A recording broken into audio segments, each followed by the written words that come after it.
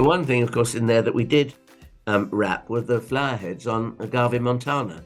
Yes. Because, I mean, you've never seen anything quite so stupid in your life, really, but we had very long bamboo canes, one of us on each end, and we sort of hoisted a piece of fleece over and draped it delicately.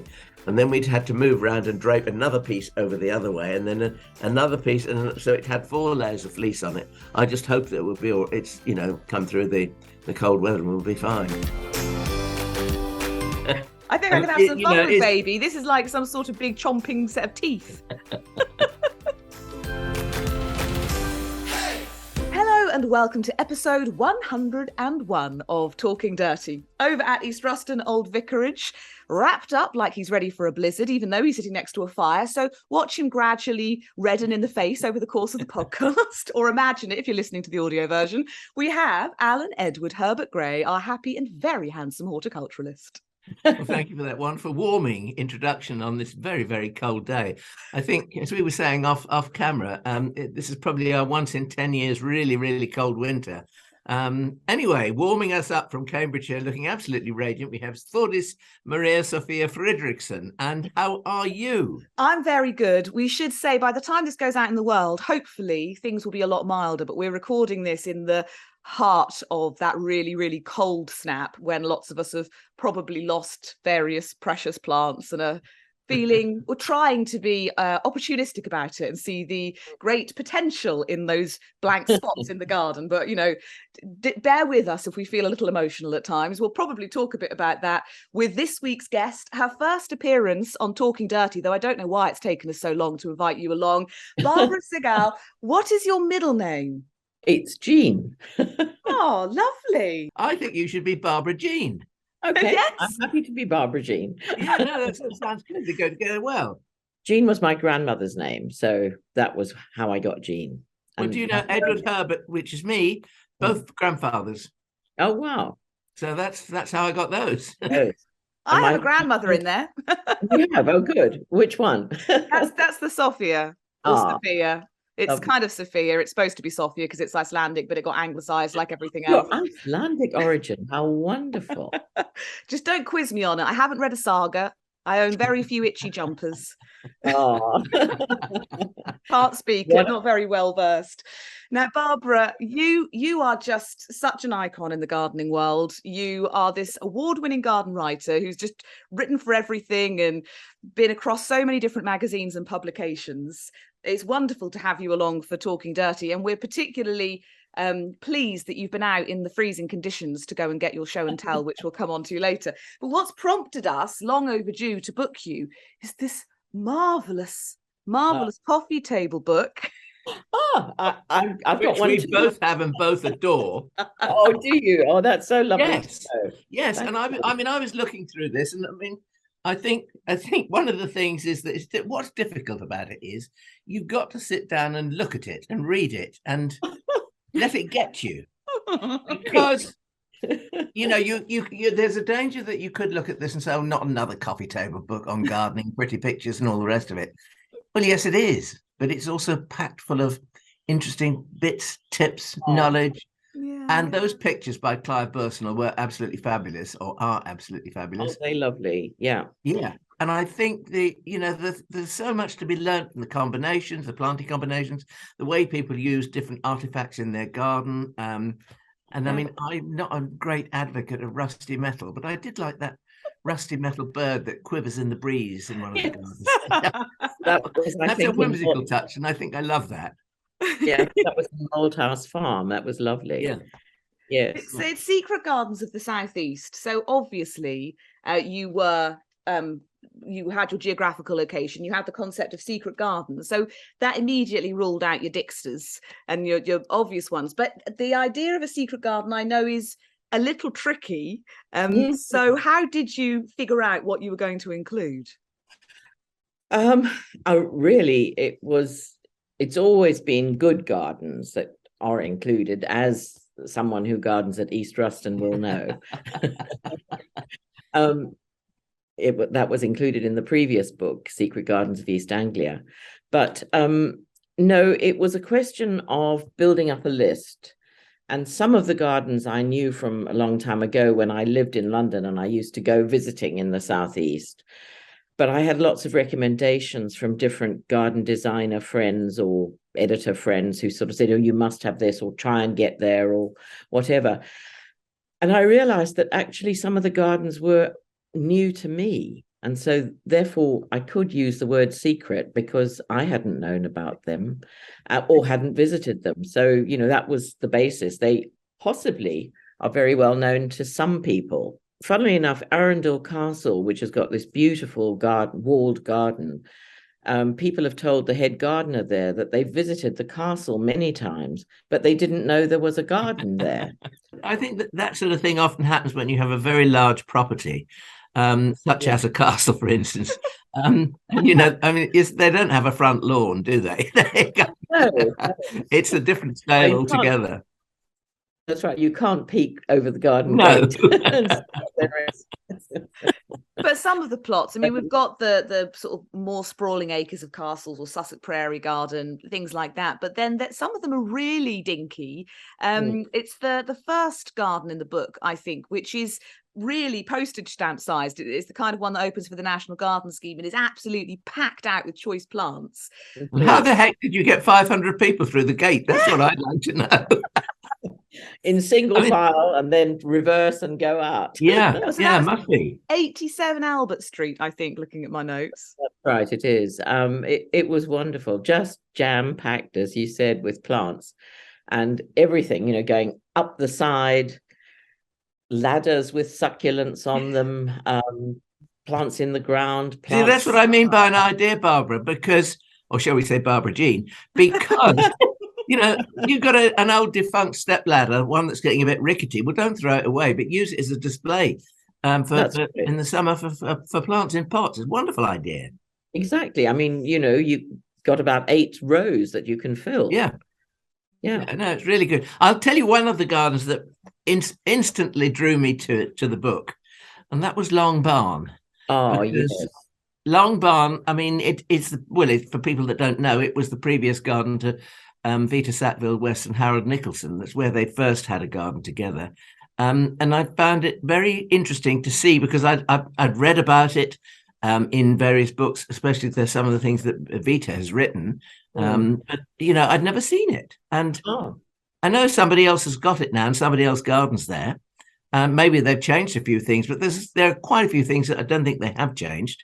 No, the person who has it is called Rebecca Lemonius, and she's a wonderful gardener. She fell in love with the place and posted a note through the door of the owners at the time and said, if you ever decide to sell, please let me know.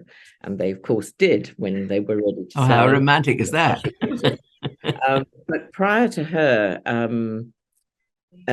between her and Vita and Harold, the Lindberghs had owned it. Yeah. Lindbergh, the aviator. And, they didn't do very much in it. So certain things passed, as it were, to the present, including those wonderful yews that are on the cover of the book. Yeah. They were planted by Vita. And, it's got this sort of atmosphere there. It's wonderful. Do go. Well, I'm gonna. It's on my list. Put it that way. Definitely. Well, I'm gonna have I already had places I needed to go and see in the southeast, and now the list is so much longer. I don't know how I'm going to persuade the other half. And that one, Long Barn, isn't the only garden that has this sort of wonderful history and fabulous past gardeners. I think there's a little bit of a running theme there of these sort of horticultural ghosts and these things being handed down. Balmoral Cottage, I thought, was absolutely enchanting, and that was one that had been, what was it, next door to the former home of Cherry Ingram. That's right, yes. And so they've got in their garden, they've got a few sort of artifacts like his potting shed, and that moved over the fence because Donald Molesworth worked with Cherry Ingram in that garden for a time, and so there's been a real linking of the two gardens. And Charlotte and Donald are just the most delightful people. You can see from the photograph that Clive took of them, they are in the spirit of their garden. And they try not to buy anything new. They grow things from cuttings. They go to salvage yards. Well, they also, growing stuff from cuttings, one of their great passions is topiary. They were, I think, founding members of the European Boxwood and Topiary Society. And that's called, they have a magazine called Topiary. Yes, that's right. And I think a lot of their topiary, those hedges were grown from cuttings that they asked for as wedding presents and things. I mean... That's right. And what I love about gardeners is their kind of imagination and vision. I mean, I would never have had the patience to grow that amount of hedging and topiary. I know you've got so much hedging, Alan, but, you know, it's kind of really far-sighted. Yeah, it is. Yeah. And also it's like being a sculptor. You see a form within these plants and suddenly it appears. You've sculpted it out. Yeah, but somebody said to me the other day, you know, they said, when did you begin the desert wash? And I said, well, it was probably about 23, 25 years ago. And he said, well, that's not very long in gardening terms. And it isn't really, is it? But I mean, I think, you know, if you're talking about box topiary, from a cutting to a piece of topiary, you're probably talking 10 or 12 years. That's right. And, you know, to sort of live with these things growing and thinking, oh, come on, hurry up. But Charlotte readily admits that although she's absolutely addicted to topiary and to doing it, I think she's sort of reached the age now where she thinks, oh, my goodness, how am I going to continue with this? Yeah. But I think it's getting younger people up the ladder. Yeah, but that is the thing that happens, isn't it? When we're all young and free and agile and all the rest of it, we can shin up and down ladders and hang from branches of trees if necessary. But, you know, as you get older, it becomes slightly more difficult. It's slightly more difficult. In my case, I don't do it anymore. But also you move on, you know. I think, you know, you've got to be careful you don't make a rod for your own back, I think, when you're gardening. But you do move on from having, or at least I do, you know, absolute craze on topiary. And then I think, well, I've done that. And I mean, like, you know, the front courtyard here, Barbara, I used to bed it out with succulents and did that for 25 years. And I one day said to Graham, you know, I'm done with this. I've done it for 25 years. It needs something else doing to it. And then the first visitors through the gate the following year said, what's going on here? I said, we've changed it. She said, I know, but I liked it the way it was. Whoops. Well, you should buy the place and it can be your garden then. Not that it's for sale, I should hasten to add. No. And, you know, talking about the sort of vision, I don't know, have you focused on that garden called Town Place, which is towards the end of the book in Sussex. And the owner there decided he wanted to grow a Romanesque priory with hornbeam whips. And, you know, it's taken 30 years. And there are these, you know, the walls, the windows cut into them. And I can't remember what they're called. Buttresses. That's right. Buttresses, also out of plants. And then you step into it, and it's this absolutely surreal thing of having been in a beautiful country garden with roses and herbaceous, and then suddenly you're in this one species, topiarized, basically, architectural plant. And during this past summer, actually wasn't 22, must have been 21, his daughter got married in it. Oh gosh, how lovely. You know, it just is sort of the thought of planning something like that is wonderful. And the fun thing was, wonderful Clive, the photographer, he knew that the garden would be at its peak on the wedding day. And so he went photographing, but he is sort of, he can infiltrate without people noticing him. And so he did that. I love the way that he rolls up in his mobile home. Yeah, exactly. Brews his own coffee and he's discreetly out of the way and you really don't notice him. It's quite astonishing, yes. And all he needs occasionally is a little bit of a link to your electricity for his computer.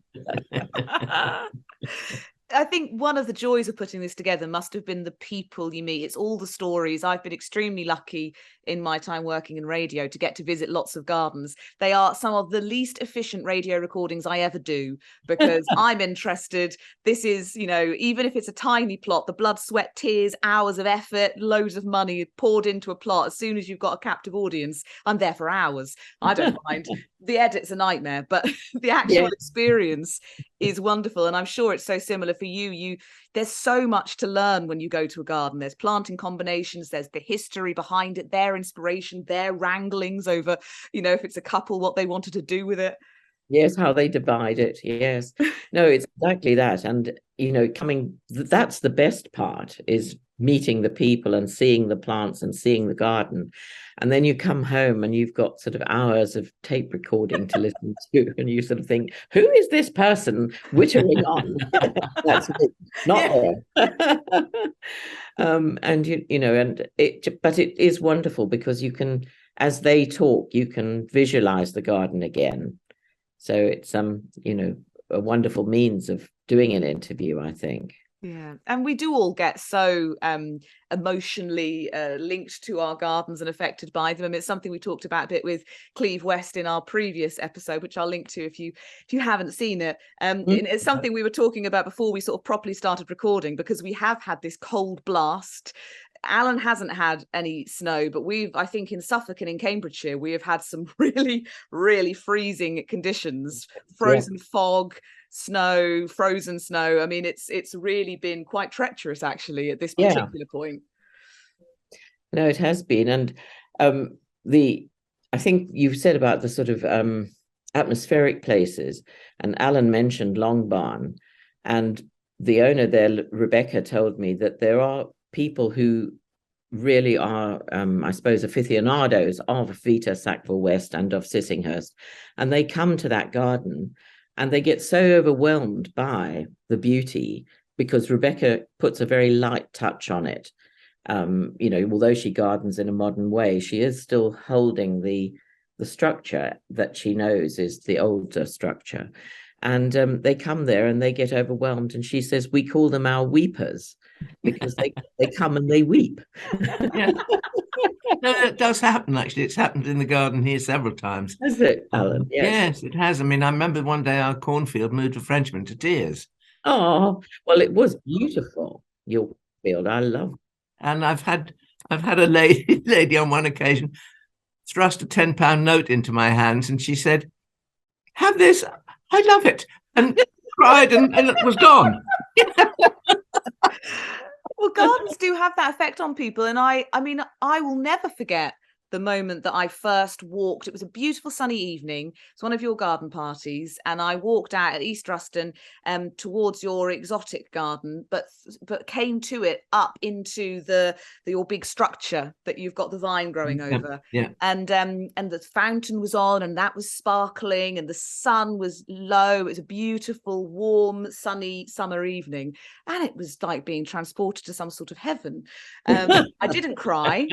I probably would now. I was too young. I think you could say that about the garden at East Ruston. I'm not blowing my own trumpet, but I might never get to heaven to blow my trumpet. So I might as well do it in the garden here. That's as near as I'm going to get. Yes. Pretty good heavenly garden, yes. I think for services to horticulture alone, you're surely going straight through the pearly gates. They'll write off some of the naughtier stuff. Can we do a deal, sir? Now, Barbara, the snowy conditions we've been experiencing in East Anglia have potentially made the show and tell element of this podcast a little bit of a challenge for you. You've been intrepid. You've been out in your skis to go and reclaim some material to show us. I'm assuming it did slightly alter maybe your plans of what you wanted to show and tell today. A little bit, but think just about 2 weeks ago, there were still salvias flowering in the garden, and I would have brought some of them in because I love salvias, and I've recently had some beautiful ones. So unfortunately, they are not show and tellable at the moment. And I picked the last roses just at the weekend because of that reason. Well, I thought they would bite the dust. They are inside, but they are, of course, drooping a bit. But no, I thought, well, let's go seasonal. And you know that, shall I show and tell you something? Yes. Okay. So you know from my background that the first book I wrote was called The Holly and the Ivy. So of course I've got to show you some holly. And this is a very different holly, but it's a cross between Ilex, aquifolium, and what was the other one? I wrote it down just a moment ago. Yes, aquifolium and latifolia. Now the books say that it has absolutely copious berries, but You have 3. I have 3 on this spread. In the frost this morning, of course, this was absolutely beautiful. The outline of the plant in the frost was lovely. It's a female plant, so it will have berries, but I think the birds have got to them first before They me. have, because I've got that holly, castanefolia. It's a sweet chestnut. You're right, sweet chestnut. Yeah. I've got it named as koehneana. Yeah, koehneana, that's right. Castanefolia koehneana. It is a very prolific bearer of berries. Yes. And I know that because, as I said, we've got it here. We were given our specimen as a cutting by Sir Nicholas Bacon's mother, Lady Priscilla, many, many years ago on a visit to Raveningham one day. I said to Graham, well, ask for a cutting. He'd seen that he loves hollies, as you know, he's got a collection of them. Yeah. And so I said, well, ask for a cutting then. She said, no, we can't do that. I said, well, I will then. So I did. And I was gifted 3 cuttings, and we rooted 2 of the 3. And so that's how we have the tree. And we grow cuttings of this holly every year. But it does have prolific amounts of berries. And I think the reason is because we've got so many males around that it gets a good share of pollination. That's right. Well, I think there are lots of hollies around here as well. And I think, and not in my garden, but I think that's why it does well. And as I say, the birds just go for it. My provenance of mine was I went on a course once at the plant school with Rosemary Campbell Preston, and we went down to Hillier's propagation unit. And you know what terrible foragers gardeners are. There were these sort of whippy plants that were being thrown out because they weren't, it was a bit like the vegetables that are wonky. They weren't the best specimens. So, like we just went for it, and we all came home with wonky plants. But mine's about 25 foot high now at the back of the garden. I mean, that was probably about 12 years ago, and it is a beautiful tree. Yeah, I wouldn't be without that one. And I'm glad to know you've got that. Yes.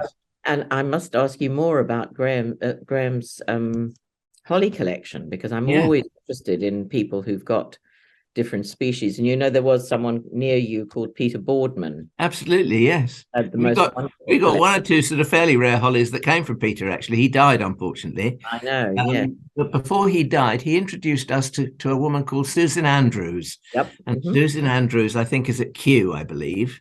Susan's no longer there full time. She's retired. Right. And it's in Devon, but I think she does consultancy work for them. But she was the holly expert. Exactly. Yeah. Well, she came here and found a yellow-berried holly, which she named East Ruston Gold. Oh, wonderful. So that that's quite a nice little tale as well, really. Oh. Well, I'm going to say, could I have a cutting of East Ruston Gold, please, one day? Of course. Well, Susan and Peter both helped me on that book, you know, and I think the forerunner of the book was I did an article for Hortus magazine on holly and ivy and the people who grow it. I'm always interested in the people as well as the plants. I love knowing their backgrounds. Yeah. So that was really the basis of that little book. But it's strange, isn't it? Because when you actually you look at holly as a group of plants, it's quite fascinating, I think, to bear in mind the different colours of the berries. I mean, they range from lemony yellow through orange to red to black, and there's no white. No, I mean, Susan has always written about, or not always, but she has written about the sort of elusive white holly. Yeah, it's supposed to be in Northern Ireland somewhere. Yeah, but nobody's ever come up with it. So it could be a bit of a leprechaun. Yeah, and perhaps it would, perhaps it was a mistake for mistletoe or something like that. Well, that's possible. Anything's possible. Possible, yes. So that's my first show and tell. Strong start. And Strong yeah, start. I can only imagine how beautiful that must look encrusted in the proper hoar frost we've experienced. Yes, no, it did look lovely. I mean, some of them that I brought in look less than pretty now. Yeah, So- thawing out has some Thawing downsides. This is a grass that I love, and I know you'll know this one, Alan. It's Miscanthus nepalensis. Oh, Yeah. yeah. And I got it from Noel Gardens. I mean, at the moment, it's been beautiful probably for about 2 months because it was quite slow to get to the flowering stage. But in the frost, I mean, these are really well past it, but in the frost, they just looked amazing. And I think that's what's so lovely about grasses, isn't it? That, if you don't cut them back, as I won't until much, much later earlier in the spring, but it's just this wonderful structure that they offer to the garden. Yeah, well, we did a whole border. We planted it really with autumn flowering plants, but plants that died with dignity. So they retained their sculptural forms, their shapes, and Miscanthus played a great part in that, because what we were aiming for was a period like we've got now, where we've got this frost, and you get foggy frost, and you get hoar frost, and the whole of that border sparkled and bloomed again. Yes, and it was actually photographed quite a few times and used in various calendars as the month of December.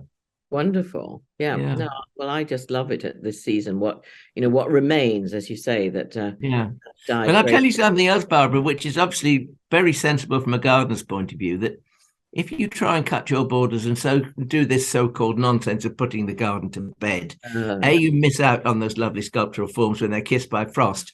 But the other thing is that if you wait until spring, not only are you leaving all that lovely detritus behind for all the insects and the birds and everything else, but it's much easier to deal with. You haven't got to cut. Sometimes you can just knock the stems off. Miscanthus, you will have to cut. But of course, things like phlox, you can just push your hand across the top and they fall at a row of soldiers. Exactly. No, it's much easier on the old shoulders, the pulling. Yes, exactly. Well, there's a good old saying. My granny used to say this: "It's no good getting old unless you get artful." Then Miscanthus nepalensis, I think it gives so much in all of its seasons, because before it gets a bit older and is touched by the frost, I know that the competition for most tactile of grasses, there is some steep competition because there are so many, but it is so strokeable. It's just like this kind of golden cascading locks, really. Yeah, it's just such a beautiful grass. Well, lots of the Miscanthus tribe, their actual foliage does they have a fiery crescendo, don't they? Because you go through all these lovely coral reds and oranges and yellows, and it's almost like fire. It's beautiful. Beautiful, yes. And harking back just to the book, the nursery in Sussex called Marchant's Hardy Plants. Yeah. Graham Goff there specializes in grasses and planting them with herbaceous perennials, and you can sort of see how they all complement each other in every season with sort of their beautiful flowering, and then, as you said, their dignified aging. Just is lovely to see. I'm glad you brought nepalensis along, because I bought a baby clump from Steve Edney at Alan's Plant Fair in the summer. So I'm excited for it to do its thing. I haven't had it for years. I had it in my mum's garden. I think we lost it. I don't know if you find it remotely tender. I was told when I bought it that it might be, and I think somewhere along the line we lost it for some reason in my mum's garden, but I'm going to have it again. But again, I've got a very big clump of it, and I hope nothing will happen to it. But I think if anything happens, it would happen to outer edges, and perhaps the inner would still be there, protected by itself in a way. But my next one doesn't look very wonderful at the moment, the piece I could pick. But can you see the little yellow berries? Yeah. And that's a crab apple, Malus transitoria. And this is probably the choice for a small garden. And my garden now is very small, and it's got these tiny little yellow berries, which the birds don't really go for. So it's, still looking relatively nice at the moment, like little jewels. Yeah. But in spring, it's a cloud of tiny white flowers, absolutely beautiful. On, the whole branches will just be covered with these flowers, and then these little berries. And when I moved to this house from a bigger garden, my aim was that everything had to either be beautiful or productive. And so that's one of the ones that's beautiful in several seasons. And I'm not going to be making crabapple jelly from those little so it's just got itself as a beautiful plant here. I bet that process of selecting what you wanted, I mean, at least you've got all the experience and tons of inspiration. I mean, arguably too much inspiration from all the gardens you visited. How you then condense that, all of that knowledge and all that desire to grow into a small plot, that must have been hard. It is hard. It still is. And when we get to the FLOMO part, you'll see. Alan's moved. I was trying to see if you could see my fire. Oh, I can. Lovely. Oh, you look so snug. And are they new glasses? Yes. Oh, they're fabulous. Well, I want them. Thank you for being. I'm going to get. I'm going to show you my festive glasses in a moment. You've got festive ones. Yeah. My seasonal glasses. Oh, they're great. Alan, you've been outdone.